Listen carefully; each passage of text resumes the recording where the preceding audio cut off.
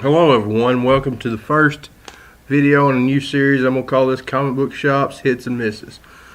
This weekend I was in Middle Georgia, visiting a friend, and me and Kevin went to a bunch of comic shops. I'm going to start with the first one we went to and go through the other four. The first one was not a good experience.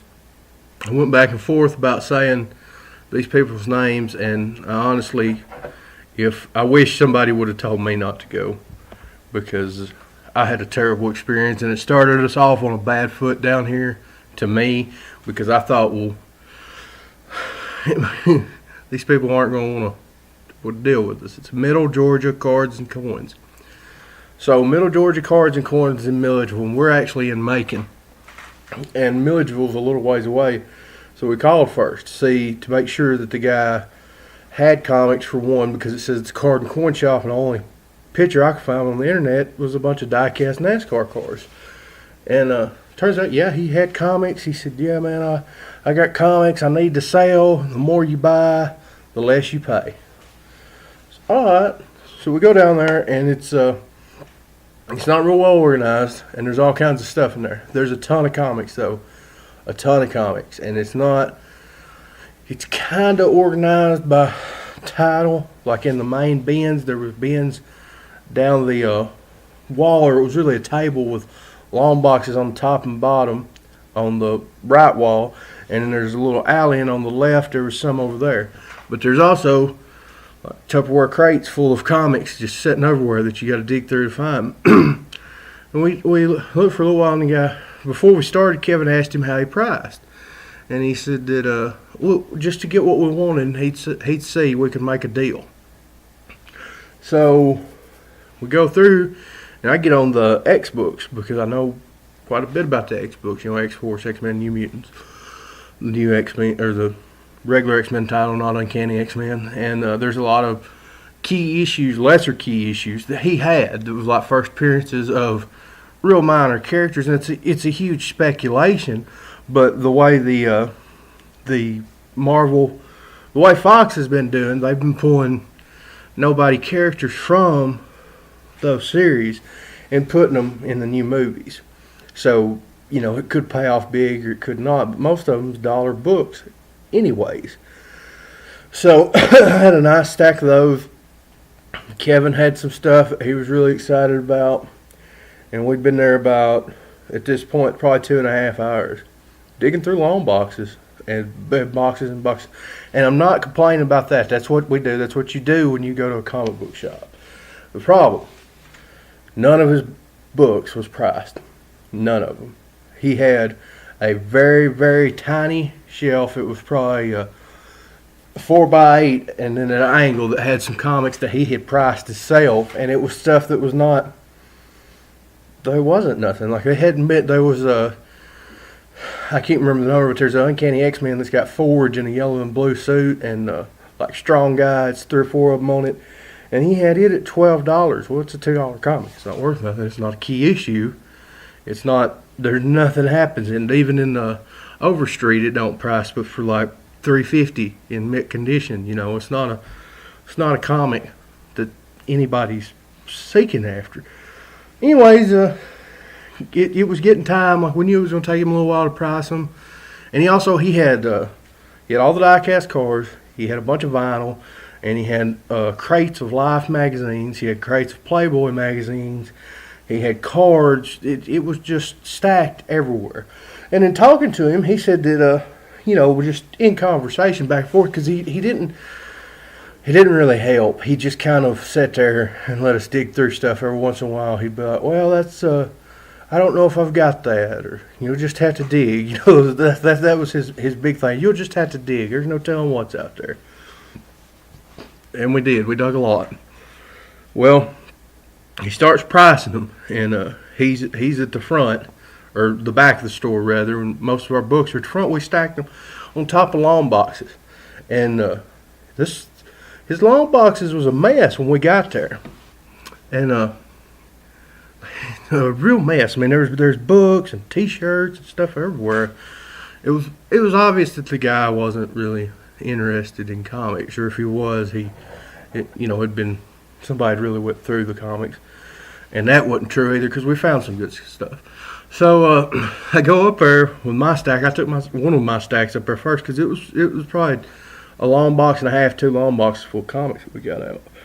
He starts pricing them, and I said, "Well, how you gonna price those? Because he said, well, I don't like selling in quantities like this. I like selling 2 or 3 books so I can look them up on eBay." I said, "Oh, I see." And he starts going through. Well, he finds a book that he thinks is expensive. He'd look it up on eBay. If that wasn't expensive enough, he'd go to the next one. Look at the next one he find and look it up on eBay, and then that one would be that price, and like 30 more. So we've got like, again, my stuff is X-Men $1, $2 bin. Most places being dollar bin, and he is pricing it at $6 a piece.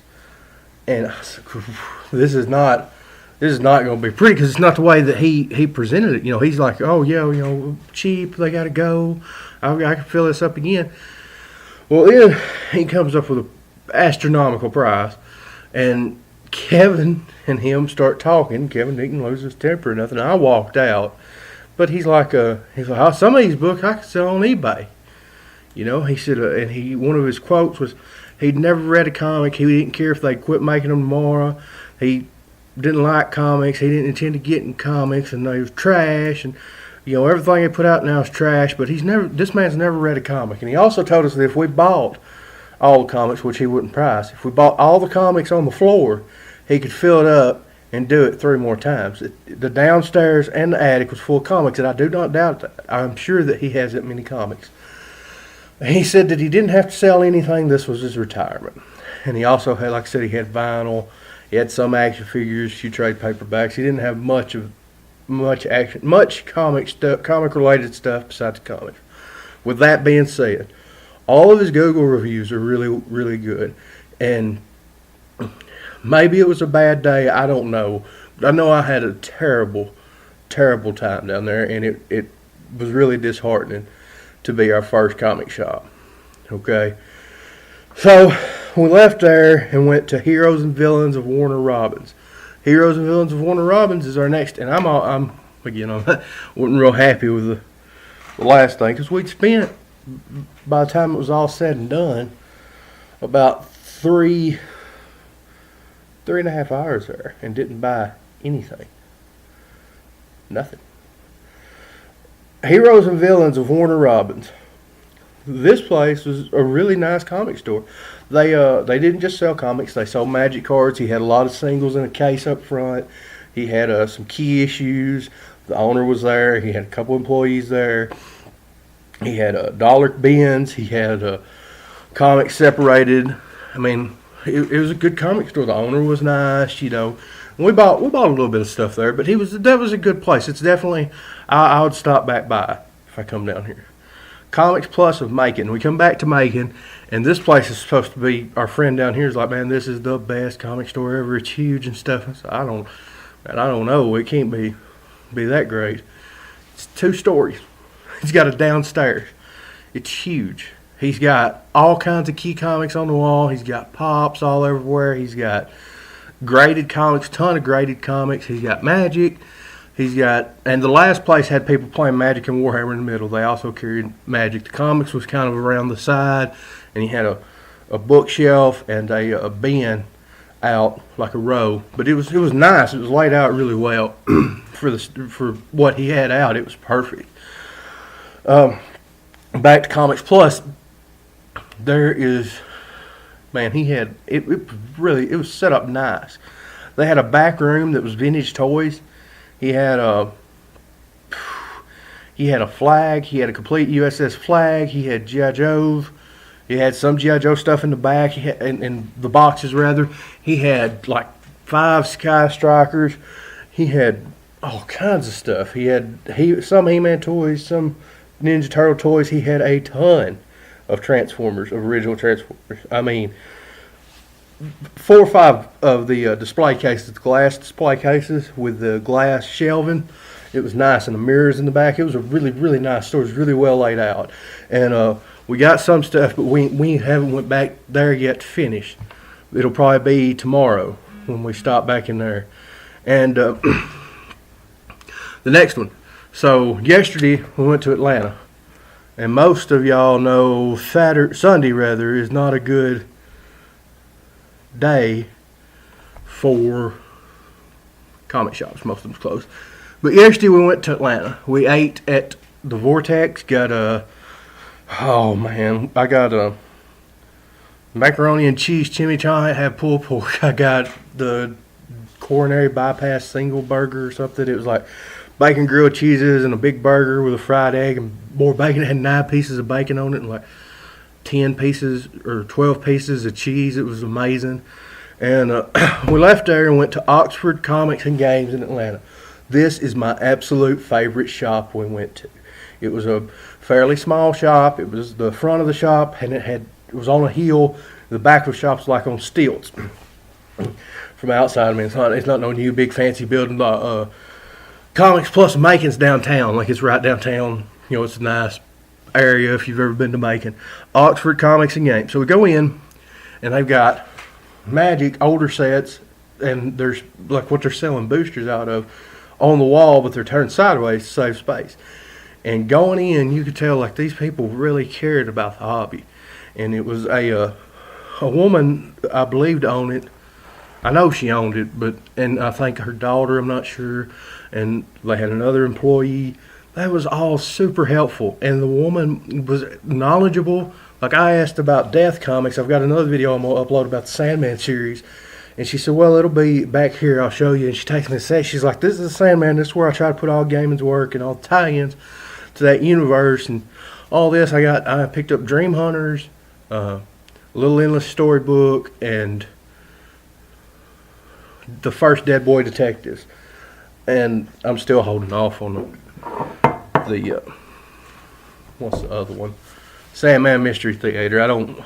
I just don't know about it. Anyways, we bought a bunch of comics there. They had a bunch of variants priced well. They had statues. And it was laid out so good. Like they had all their trade paperbacks organized by DC, Marvel, and Independent. They had statues and their larger stuff around the top in the rooms. And they had display cases full of statues. Their comics was in long boxes. They had comics along the wall that was the new stuff. And it was limited. That a lot of people don't like that. But it was limited. You could buy one.